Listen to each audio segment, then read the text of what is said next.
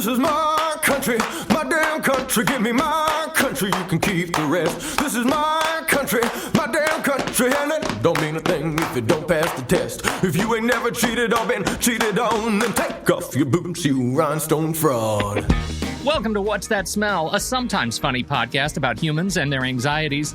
I'm Pete Wright. And I'm Tommy Metz III. And every week, we each drag one of our deepest, darkest anxieties into the light to share it, learn about it, and hopefully laugh about it with all of you. This is, it's the last episode of the season. It's season 3, episode 12, 312, as they say in the biz. Yep, very, very fast. This went very fast. Much faster than I'm comfortable with. Now, you came to me a little while ago with an idea of what you would like to do for this particular finale episode, and I am very interested in hearing it now. Yeah, so the idea was, on my phone, I have a notes app where I keep, when I come across possible anxieties to talk about on the show, I write them down on my phone, and I have a pretty good list going. We're coming season 4, but I also have this little side list of, this is something that kind of bothers me, tickles my anxiety a little bit, but it's not meaty enough, gross, to actually form an entire episode around. It's just sort of a little hit list of little things that I think that I'm wondering if anyone can relate to or if it's just me. And so my suggestion was, what if we, for the last episode of season 3, instead of doing a traditional episode where I do one, you do one, we just sort of bounce back and forth and get some of these, clear out some of the chaff of these little anxieties that actually can't be used in a huge way. What did you think about that?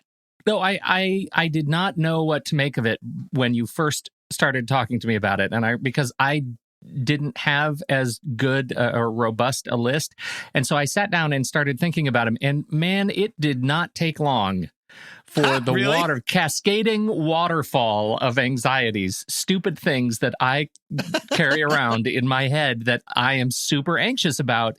I mean, in the better part of, 45 minutes, it hit me like I got a dozen things that I can't believe we haven't done. But you're right. They're so stupid. They're so stupid. Like, how could I possibly do a whole episode out of these things? I can't wait to share them with you. And I don't know, maybe I do 2, you do 1, because I am so anxious about all this stuff. No. This is going to be like an anxiety draft, right? That's cool. Yeah. And here's the other thing that I would like to add to this idea. This is, as you know, a very important source of new product development ideas for the What's That Smell anxiety store. I want to make sure that we really use this show, this particular episode, for some real brainstorming. So if you have an idea that it doesn't matter if I'm in the middle of a sentence or you're in the middle of a sentence, I just want you to scream product at the top of your lungs. Oh, and that's the buzzer? Then we'll take a product break and talk about what we need to do. Yeah, let's just see how that works. We'll just kind of run with it. Yeah. I love it. And are we, because it's a draft, are we going to decide who has the best, worst anxiety at the end? Maybe that's a listener thing. Oh, that's true. It's open to the listeners. Oh, that's good. Okay, they can let us know. Okay, well, this is going to be a first? Real treat. I feel like because I came with more that I should probably go first, but I love it. It's a gentleman's choice. Is that okay? I think we should do it. Yes. This one occurred to me just moments before we started recording. The sun is out. The sun is out, and we've got a breeze. The breeze is coming through Portland. It's sort of a windy season, and for the last 3 nights, I have climbed in my bed, and I have heard the scratching in the walls of my closet, Tom. What? And this makes me nuts. So I start freaking out because I don't like the idea of other creatures living in my walls. No, sir. You got some hamper peeing to do. I am not crazy. So I get up in the middle of the night and I stand in my closet and I pound the walls and I wake everybody up. Dad, what are you doing, you incredible nut? They haven't, to be fair, they haven't actually woken up yet, but I do pound on the wall. I pounded on yesterday as I'm putting laundry away. I'm pounding on the wall. My daughter comes in. She says, "What are you doing?" I said, "There's a critter in our wall." She says, "Dad, tree, neighbor's yard, wind, scratching the house." Yeah. And I looked at her like she just solved cold fusion right? Like it was amazing. That's anxiety number one. Crap living in my walls. Okay. Well, and that could have, that seemed like one that you could have brought out and fleshed out a bit, but I'm glad you didn't because everything that lives in your walls, I probably don't care for. It's bad. It's bad. And it really sounded like they were digging through the backside of the drywall, like with their little tiny shiv fingertips, Shovels. like claw shovels. Yeah. It's bad. Claw shovels. Claw shovels. I don't know what it is. It's like the raccoon that lives in my walls is a stuff from horror movies. Like it is the Guillermo del Toro of raccoons, right? It's got like 3 mouths, recursive mouths inside one another. It's a terrible thing. Are his raccoon eyes on his raccoon paws and he has to put them up? Pan's Labyrinth exactly style? Right. It's that would Pan's actually raccoon. be adorable. I got to be honest. Okay. I think that would be pretty cute. Tom, we need to have a stuffed Pan's raccoon plushie doll to help kids go to sleep at night. Don't worry about what's in your closet, kids. What's in your arms is dramatically worse. Interesting. And it's always screaming, electronically screaming until you bring its paw eyes up to its face, and then it just sort of purrs a little bit. That's neat. Yes, that's right. That's a good product. That's exactly right. I have one. This just happened to me a week and a half ago. Haircuts. I thought you just had it up. I go to a Supercut-ish like place. I don't know if it's all over the place or it's just in California. It's called Floyd's 99, and it's really just a Supercuts, but with Rockstar posters on the wall. Like that's it. I've gotten I don't have a hairstylist. I go in without an appointment and just sort of get who's there. I have walked out before when both of these hairstylists are ones that have given me a terrible haircut. But that's not anxiety. That's just me not dealing with it. The anxiety is what happened this last time is it's a new person. So I'm always a little on edge because the fashion maven that I'm not, my haircut is pretty simple, but it also involves, scissors and clippers. Of course, it's a barber. But you're a scissor clipper guy. I'm a scissor clipper guy, but those, you can't go back. If something sort of goes wrong, you just have to sort of cut around it, and that's your life for the next month or something. And she did this thing that they start to do where I'm facing the mirror and we're sort of chatting. And then she goes, actually, I just have to turn you a little bit. And we just turn the chair. And now I can't see myself in the mirror. I'm staring at someone else. And if I sort of if I start to turn my head towards the mirror, she goes, oh, no, and straightens me out. And then it's just a clip-a-thon and the scissors are going. I can feel hair going, but I can't see what's going on. And all I can sense is when I said a 5 on the back and sides, she was like, like 5 millimeters or something. Like she has some weird different clipper and all my hair is going away and I can't tell. And I'm so conflict averse. I don't just say, hey, that's dumb. Can you turn me back so I can see what you're doing and not have it be this big hairy Christmas present at the very end that's a surprise the whole time. And that has happened more than once. And it gives me anxiety and then usually a flood of relief when we go back. Yeah. Once 2 haircuts ago, she turned me back, a different person, but turned me back. And I said, oh, we're not going any shorter than that. That was the first thing that just like without thinking flushed out of my mouth because she had gone high and tight. I looked like a student council president that lost. I don't even know what that means, but like it wasn't working. So I was the cast member of The West Wing that everybody hated. Yeah, right. So that's one that I just have to deal with his haircuts. And I know the answer is just speak up if she forgets to turn me back, or he just be like, hey, I'd love to see what you're doing. Or I'd love to see your pretty face. Ugh, why would I say that? I'm not going to say that. Now I have anxiety about that. Love to see your pretty face. I'm that guy again from The West Wing.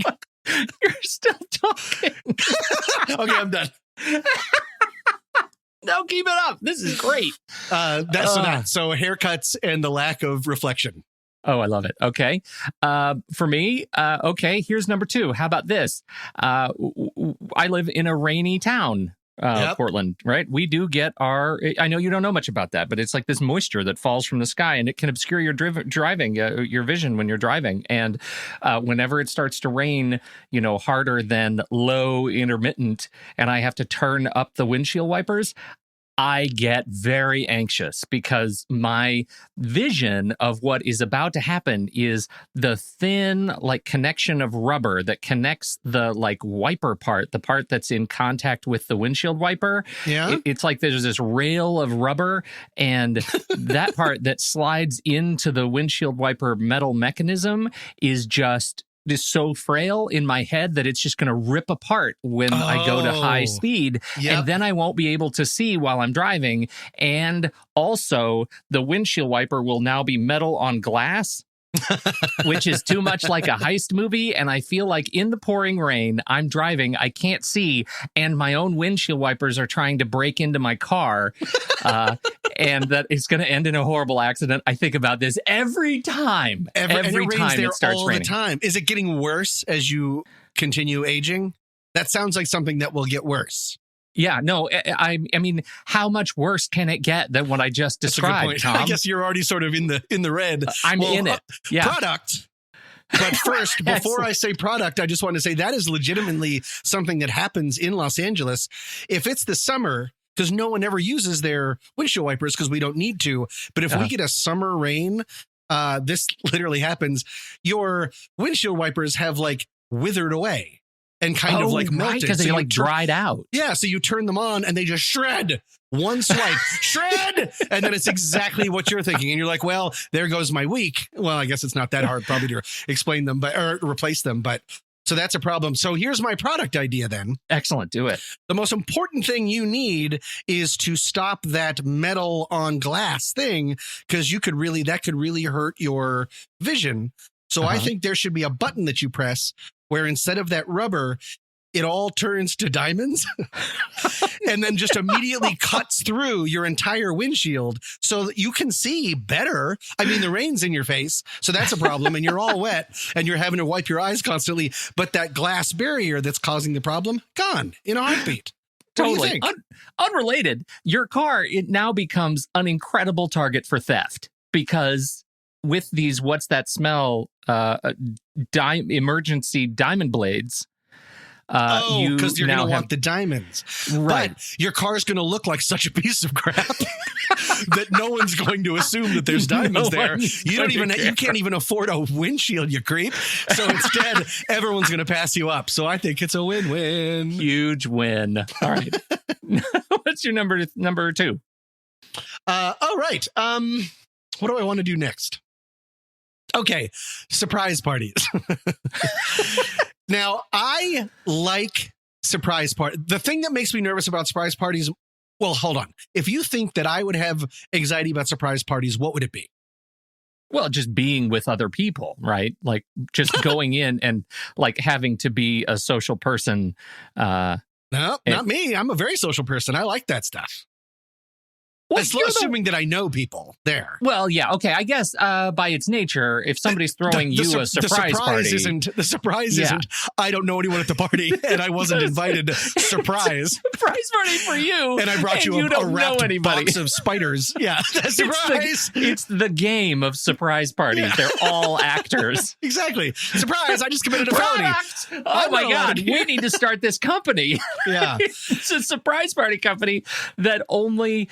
Where you'll never know anybody who shows up. It is all the excitement of the surprise party and none of the pressure of having to remember anybody's names. You're that's welcome. Interesting. And they know all about you. Exactly. But like all the terrible stuff. Like secrets. Weird secrets that you haven't told anyone. That's interesting. Okay. Yeah. I think that'll be a terrible seller. The thing that really I get so freaked out for some reason about if it's not for me, if I'm waiting there with a group of people and like okay, now they're leaving the restaurant. Okay, they just pulled in. It might not be anxiety. It might just be too exciting, but I almost can't take it. It's like that Saturday Night Live character that Kristen Wiig used to play. Like I want to run outside and be like, because I want the surprise part to be over so desperately. Maybe because I'm afraid I'm going to somehow wreck it. But then there's a two side because I also know what's about to come. Mm-hmm. And this happens in almost every surprise party I've ever been to until I came up, I believe, with a solution. Yes, I'm calling myself out giving myself a tap of the hat. That's not a phrase. Okay. Tap of the hat. The person comes in, everyone goes, surprise. They go, what? Oh my goodness, you guys. And then it gets awkward because everyone stands around and it's without saying speech, speech. They're thinking speech, speech. And so there's like kind of a silence and they're like, oh, good. And then the person sort of goes up and like chooses one person to give a handshake to. And then it's just sort of this receiving line and it goes on forever. It's way too much attention and expectation put on the surprisee. And I think it's really unfair. Can you relate to anything that I'm saying? I swear to God, this is so many surprise parties that I've been to. There's not a surprise and then here's something right away. Yeah. It's a surprise and tap dance for us, even And though then what do we do just came next? out of we just came out of nowhere, but we're expecting you to do something for us, whether it's a speech. You need a showrunner for your surprise parties. Like somebody should have coordinated that. Like what happens next? Here's my solution, and this is what I've done, and it at least helps me. I think it helps other people. I always have a drink ready for them. Then you're off the hook. If they're a drinker, it's a drink. If not, we go surprise. I go up, I hand it to that person, and then immediately give them a hug. So I've broken that weird bubble of who are you going to go to first, all this stuff. And then usually someone else will come up and it just becomes a lot more organic. Mm-hmm. Just giving them a drink takes away that it lets them have a second. I think I could be making all this up. I know people have told me in the past that this is a winning strategy and this has helped them in the past.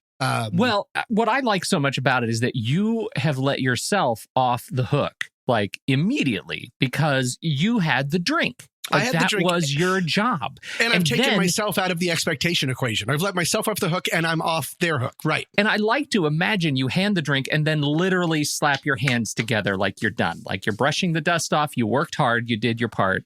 And now you're done. And that means the awkward failures that come afterwards, none of that falls on your shoulders. I think I will give you a tap of the hat. Thank you. No, tip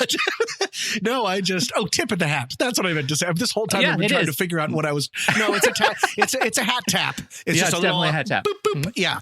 No, I just usually like slink behind the person and go, that's a pretty good drink, right? Remember when I got you that tasty drink? It's pretty good, right? That one time 5 minutes ago? Yeah. You want to take another sip? It tastes like candy. It tastes like candy. So that's mine. But at least that one I found a personal solution for. I love it. That's a good one. All right. I've got a number 3. Are you ready for my number 3, Tom? Please. We have a lot of crosswalks in this town. The town of Portland, downtown Portland, was actually designed around pedestrians, not cars. So there is a place on the south side of the downtown area where you can start walking, and you will, if you get the first one right, you will never hit a light. Right. You'll never say if you at a normal walking pace, it is designed around that pace of an adult human being walking through town. And it's delightful. It's a wonderful place to go.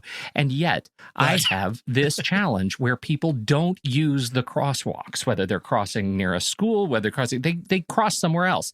None of that is my problem. If you want to take your life into your own hands and throw your body in front of 5,000 pounds of metal and rubber, that's on you. What I hate and the anxiety that I have when I'm a pedestrian or I'm in traffic is people who think they're being kind and slam on their brakes for pedestrians not crossing at a crosswalk. Not only is that incredibly dangerous, it's illegal. Like you really can't do that. It is such a danger to everyone else, and it drives me bonkers. It'll happen one time, and that will be my obsessive thought spiral for a week. I will think about that one car. Is that anxiety or just low rage? Well, okay. If I'm the pedestrian, it's hands down anxiety, absolutely anxiety, because I'm standing there on the curb, knowing that I'm gonna run it. Like there is no crosswalk nearby. I'm trying to cross into the community college dog park, right? That's across the street. So I'm going to run it. I am going to stand there and wait for a major opening in the traffic. But someone will see me there and they'll think, oh, I'm going to be nice. I'm going to go ahead and I'm going to go ahead and stop the car. I'm going to slam on the brakes and all the cars around are going to slam on. Oh, so you're upset also that you might make that I'm now going to cause an accident. Sure. I'm part of the problem. Oh, it's the worst, Tom. It gives me great anxiety. Please, people, stop doing that. You're not helping anybody. Well, you know what we have here in Los Angeles, though? What? The pedestrian right-of-way law. What does that mean? They're allowed to cross wherever they want. There we do have, and I'm not joking, we do have a ton of crosswalks, and I think you're supposed to go to crosswalks, but we actually have signs up in the middle of some intersection saying, don't cross here. Because otherwise people will. And apparently the law, unless it's changed since I moved out here, is you have to stop for them. Wow, that the pedestrian right-of-way law. It's terrible. It's really weird. Corollary to my anxiety about being a pedestrian and now the pedestrian right-of-way law, I have a lot of anxiety about California's initiative system. Yeah, I know. It's the worst. There's no reason that should be a law in California. What were you thinking, California? All of our laws and initiatives are incredibly rushed because we're just trying to get something done before the next fire starts. Yep. Like that's all we care about. Everything's on fire. Yeah, everything's on fire. We can't see out of our cars because all of our windshield wipers are shredded. It's a disaster out here. It's a beautiful, sunny disaster. Sunny disaster. Yeah. All right. What's your number 3? It is a musical cue. Outstanding. Why, you silly so-and-so, with all your dough, are you having any fun? What are you getting out of living? What good is what you've got if you're not having any fun? Okay, I feel suitably anxious. Okay. So what you just listened to, listeners, is Are You Having Any Fun by the comedy duo Flanagan and Allen. They are constantly called a comedy duo. I have seen no evidence about the laughs. You might remember them singing Run, Rabbit, Run in the beginning of Get Out. Oh, when sure, that first African-American guy is stolen. That's them. That's Flanagan and Allen. Okay. I sort of have to chase this one like a hound because I don't quite understand why this kind of music gives me anxiety. I think it's Depression era music, the entire point of this song, but they have tons of songs where it's about, hey, you have all this money, but you're not having any fun. Look at us. We're wearing pork pie hats and our shoes don't have any bottoms, but we're doing great. It's dead people singing. I don't know how to explain this. Something about that type of old-timey music. It's so oversimple. They both just sing the melody line the entire time, like you just heard. Yeah. Like there's two of them, and they almost never sing any kind of, what's it called? Harmony. And it's just weird, and it sounds like dead people singing. Like it was a time when entertainment was so bare that was considered like a real poppin' number. It's like music from The Shining.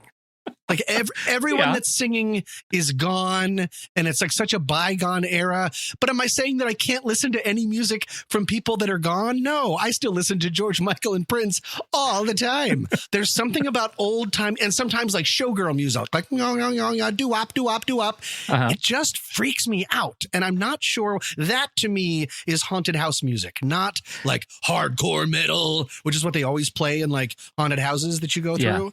But I know music, your kind of horror, like especially the first thing you say is you mentioned Get Out and then The Shining, and both of these movies like lean in heavily on co-opting this style of music and turning it into something that's supposed to scare you. And it works so well for me. Do you have any insight? Because I don't even know how to look this up. Old music scary? Like I have no idea. I don't. I mean, I don't right off the top of my head. Like, it just feels to me like you've been, I don't want to say brainwashed, but I do remember that time you started talking about how you like to sit in the basement and scare the crap out of yourself when you were a kid. So at least I'm saying the door's open to that possibility, right? Like it feels to me like that. I think it's so interesting because this was designed, I guess, as kind of gallows humor comedy, right? I mean, these kinds of songs, my understanding is they were part of the entertainment landscape because of what you just described. Like, life sucks, and we're trying to find a way to smile, and and this is what we've got. We don't have time to make our music that complex. We don't understand what that looks like, and also, we're all food for worms any day now. So, are you having any fun? Maybe that's it. I mean, there's a zillion acts like this from different time periods that evoke this feeling for me. But I picked these guys because And all their songs are the same song. Mhm. We're going to put up the washing on the washing line. What? None of those things are things anymore. And you're both singing the melody.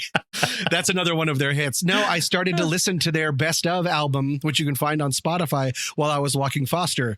And then like 6 songs in, I was like, oh, this is dread. That's what I'm feeling. I'm not worried that I'm walking too slow or I'm going to be late. I'm just feeling some existential dread because I'm not having any fun. That's it. You're left out. Yeah. So, okay. Well, yeah, it doesn't sound like you can relate to that necessarily, but I do think that your idea of where some of that existential feeling comes from is right. Because the first thing I said also was it's dead people singing. Yeah, no, and that's a natural sort of instinct that it is an instinctive response for you, I think, is telling. Yeah. And I think it's not what I maybe meant to say is it's not just dead people talking. It's a dead style. No one's making music like that. Like the most that they can hope for is an "Oh Brother, Where Art Thou" kind of like, you know what's fun? Folk music kind of a thing. Yep. No one's going to do that with Flanagan. But like none of this is appropriate. This doesn't really have anywhere to live except for, I assume, nursing homes. Mm-hmm. So there's something also a little creepy about that. All right. Well, that got a little darker than I was looking for. Yeah, I'm surprised you took us down the dark road, but I like it. I like what you bring. So Flanagan and Allen, everyone, enjoy it. Speaking of having fun, do you ever go to an aquarium? Yes, I have been. Tell me your experience of an aquarium. My mom is a real aquarium head. She loves them for some reason. And so we always we've been to the one there's a big one out here. We've been to the one in Long Beach. We've been to the really good one in Florida. It's nice. Yeah. Okay. That's good. I don't get the same bad feeling that I do about zoos. I feel like that could take us in a new direction. But first, let me tell you about my bad feeling about aquariums. Oh, okay. I go to aquariums, and you know how you go underground and you see the giant wall of glass? Oh, yeah. Deep in my heart of hearts, Tom. Yeah. I don't believe in that glass. Yeah. I really do. And that's so weird. I mean, I have no problem with that. I like it because it's cool and it's always a little bit darker. Yeah, it should, by all rights, it should be soothing. And then, you know, I always go in. I used to go all the time to the aquarium with the kids. And the Portland Zoo has nice, you know, they've got little underwater exhibits for the seals and stuff. And I would take the kids down there, and I would always kind of stay at a weird distance. And I didn't really have a connection. Why is that I'm letting my kids up there, putting their face against it when they're like 3, 4, 5 years old, and I'm standing back watching them from a safe distance? I realized, I think deep down when I was a kid, I internalized this kind of feeling that glass is actually breakable. Like breakable glass, and I don't want to be there. It's not a thing that I think about all that sort of regularly, because I don't go to aquariums all that much. Sure. But then I saw Aquaman, and the shark shatters the glass in one sequence. He like cracks it by ramming his face into it, and it hit me all at once. Yep. That's what I think too, Shark. Like, it's not that hard for you to get through that glass. Aquaman proved it in this blockbuster movie. And you said this out loud in the middle of the theater. Yeah, no. Yep, Shark. I'm with you, Shark. Both, kid. Yep, that's right. Tap of the hat to you, Sharky. Tap of the hat, Shark. Well, which movie wasn't it? One of the Jawses that Mr. Jaws himself broke through in like a. Well, there was I mean, you know, Jaws is breaking through all kinds of things, but in particular, Jaws 3 in 3D, there was a lot of that kind of stuff, right? Okay. And then the Meg, that's an old saw that they came back to with the Meg, with breaking the glass of the underwater tunnel of the research vessel. I don't care for it. That's interesting that I think what strikes that for me is that I can see so well.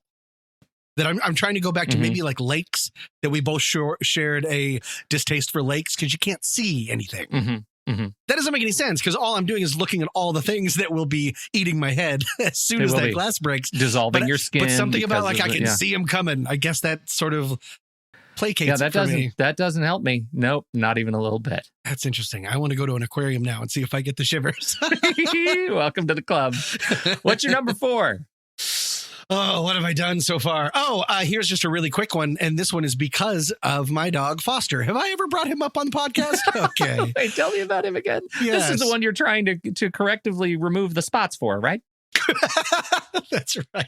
I always forget what I've talked about on this podcast. Oh, so many regrets.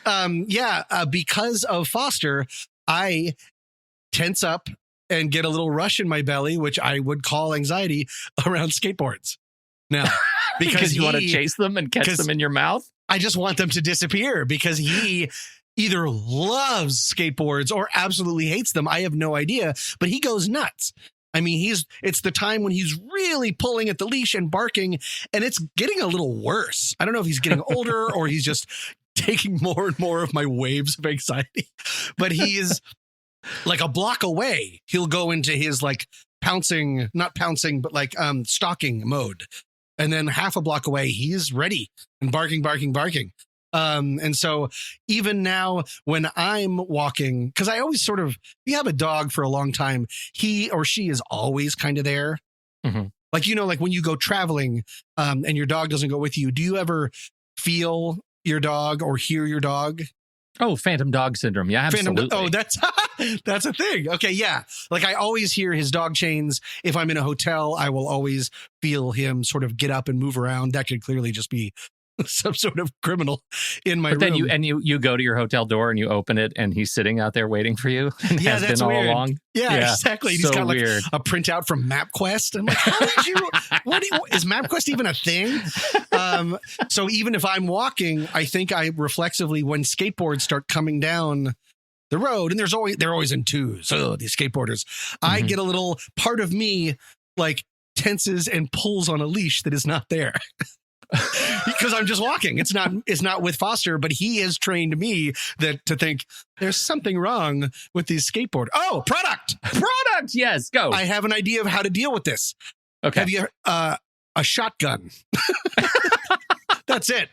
They're already making it, Pete. Just get a shotgun and we'll write skateboard on the side. And either you can fire in the air. I'm sure they'll turn around. You can fire at them. I'm sure they'll fall down. It's just an option. Well, I was thinking the same thing because, it feels like you're kind of the thought of you walking down the street and then yanking at an invisible leash, in the era of Flanagan and Allen, like that's a recipe for a stay in a sanatorium, Tom. And I think we're better than that now. But really what you need is something is like it feels a little overt to have a shotgun for skateboards. That maybe you're what you carrying need it is around something all the time. That's a the time. good point. And really what you need is something that's built perhaps into your footwear so that you could indicate via Bluetooth or say something like to trigger on your phone, like, hey lady, skateboard coming.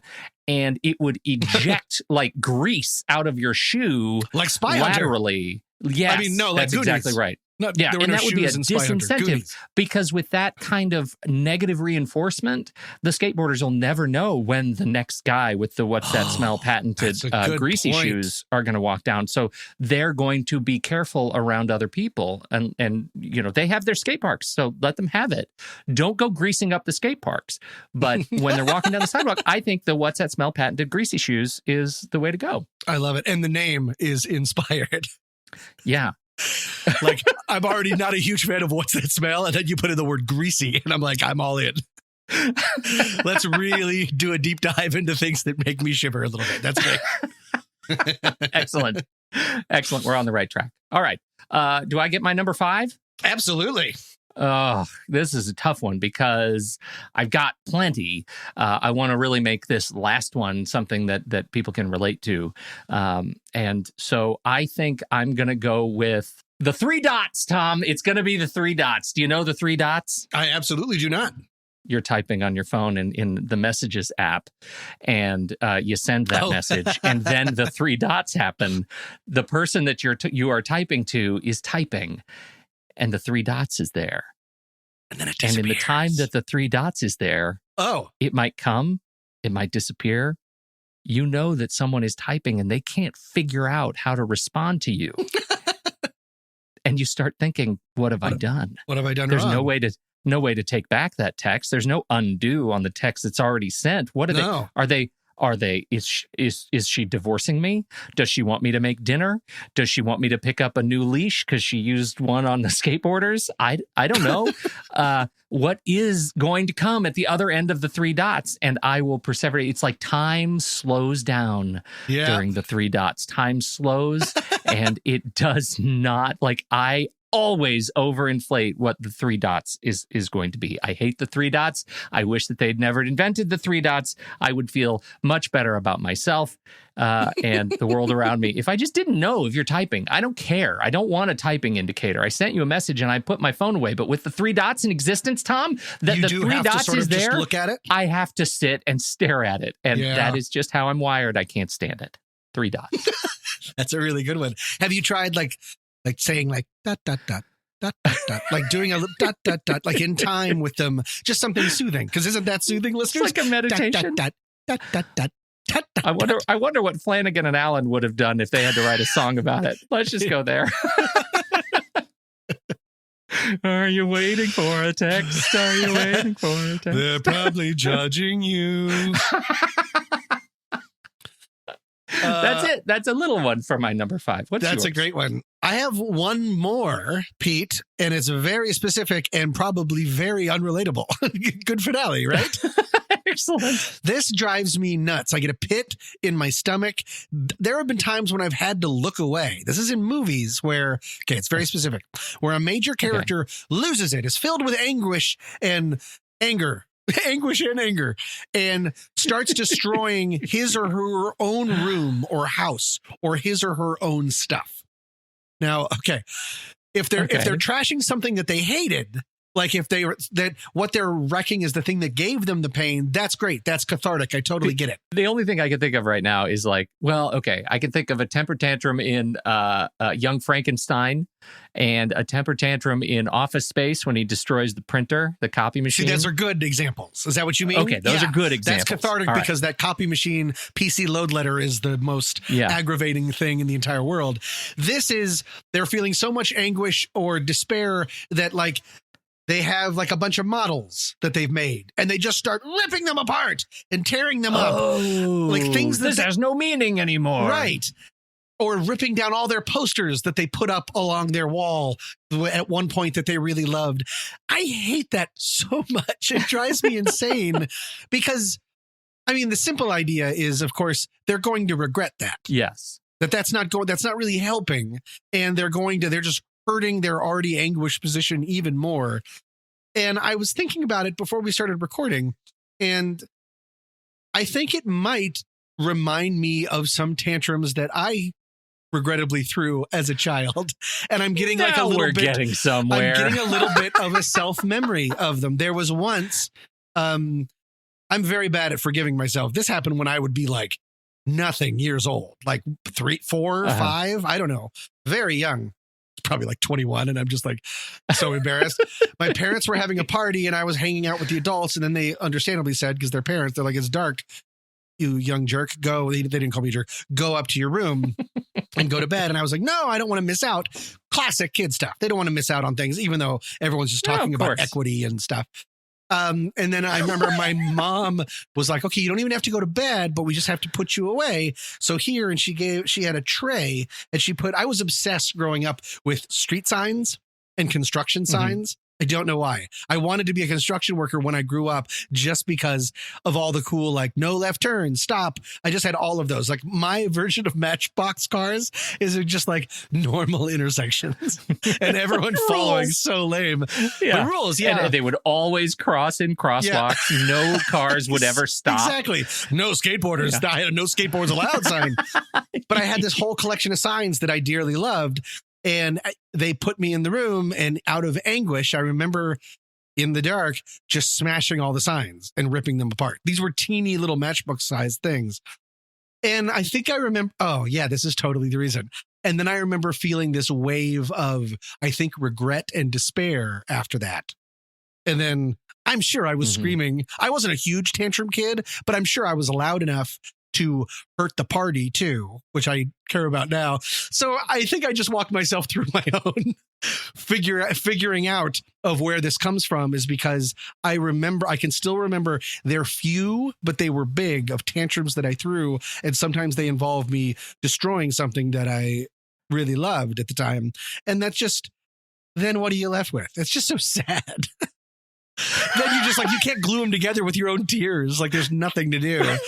So, okay. Well, it wasn't much fun. This was great the way this one worked out. Really great. And I'm not going to lie to you. I'd be in it to have a conversation with your mom. About young Tommy's tantrums. Yeah. Also, product. I kind of feel like we need some sort of a kid's playset, the What's That Smell patented utopia playset for all, where you can put all the pieces together any way you want as long as they follow the laws and regulations of your local community. Interesting. This is an amazing way to teach kids respect for authority. That's right. That's a good point. Well, because there's another option too. Is you have two stickers. One says, or maybe magnets. One says skateboard and one says tantrum. Remember that shotgun, Pete? Just even waving the shotgun around. You're going to get results. All right. I think we've really nailed this one. We have nailed it. So that's my last one. Do you have one to take us out on? Oh, no, that you went first. Oh, I did. And now, so that would mean I would get the extra one. Good Lord, man. I do have them. If you have one that you'd like to take us out on. You want a bonus? I'm going to give you a bonus. A little bonus. A little WTS bump. Right. Yep. All right. Here you go. WTS bump. You're in a grocery store. You're picking your food. You've got your little basket. I know you do this because I know you eat. And you've got your little basket. You nailed it. And you've got first of all, you bend down, you get your beans, and you're in that aisle. So you grab your tamed jalapeno peppers, pickled jalapeno peppers, slices. And then you walk around, you grab your rice-a-roni, and you might be moving over to the vegetables section to grab your tomatoes. And you realize after you've gone down 3 or 4 aisles that your tastes and requirements this particular trip at the grocery store directly align with another person, let's say an older woman with a cart clearly shopping for more people than just herself, and you've been following her around the grocery store way too closely, and now you're aware of it. And no matter what you do, you eat the same stuff, and you are following this person all the way around, and you think, I know that when I bend down for my, my mint Milano Pepperidge Farm cookies, of course she's not going to need her mint Milanos. What are the odds of after all of this, I'm following way too close to this person that we're going to go to the same cookie? You go to the same cookie thing, right? That happens to me more often than I care to admit. I end up following somebody inadvertently because you want all the same thing. Not really. It really feels like it's an accident. Like, why would I be? It's like she's following me, but from in front of me. That's what it feels like, and it's horrible. There's a word for that: leading. We already have that word taken care of, but I get it. Does your anxiety come from the fact that it seems like you're casing this woman, or that you're wondering if you're becoming this woman? It was the casing thing, but now I think it's the other one too. Like you're seeing your future as an older woman. There's nothing wrong with that, but it's a little jarring. Who's eating mint Milano cookies and jalapenos, and somehow that's become normal. Just jalapeno on cookies. The snack for no one.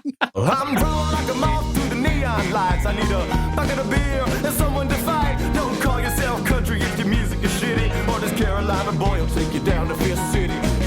Thank you all so much for joining us for this season of What's That Smell? Today's tune is My Country by Ben Bostic. Thank you, Ben. You sound like kind of a weirdo, but I love that song. Yes, there is no next week, you guys, because, of course, we are off for the summer. When-ish do you think we'll be coming back, Pete? No firm dates, but how much of a break do you think we're taking? We are. I think we're coming back. I don't think we've ever talked about it, but you want to do another season, right? You want to do another season of this? I would love to do another season, yes. And most importantly, our dozen listeners are desperate for us to do another season, because season 4, that's when it all takes off. It really starts to gel. I think we're going to be back around August. No firm dates, but sometime mid to late August. That's rough. We got vacations. We got vacations. There's probably a coup to take part of somewhere in the world. Yep. We really have to start developing 6 to 7 more anxieties each. We're always just on the cusp. Don't forget and products. That's right. What's that smell? Patented merch. That's right. Oh, We're still in talks with the Sky Mall people. They've just got a ton. They've got a whole printing press waiting. So we're going to get on that. That's right. The catalogs are coming. Thank you guys so much, especially to the listeners that have submitted. We really, really appreciate it. If you've already submitted and you come up with another one, of course, the email address will be open the entire time we're gone. So feel free to submit at, I'm just going to do it, something stinky at whatsthatsmell.net. Again, something stinky at whatsthatsmell.net. Did you hear the regret in my voice? There wasn't any. I'm owning it. I've come a long way. I've come a long way. Thank you again, everybody, so much for going on this journey with us. We will see you very soon. And until then, I'm Tommy Mess III. And I'm Pete Wright. And we'll catch you next season right here on What's That Smell? If you ain't cooking country, then get out of the kitchen. I'm a country like Hank 1, 2, and 3. Dropping like peaches from the family tree. Country like women, whiskey and wheels. Yeah, I know it is country 'cause I know how it feels. Country like Willie, country like Willie. Country like lightning and a hillbilly. This is my country, my damn country. Give me my country, you can keep the rest. This is my country, my damn country. And it don't mean a thing if it don't pass the test. If you can't sing along to tearing my beer, then don't forget your coat and get the fuck out of here.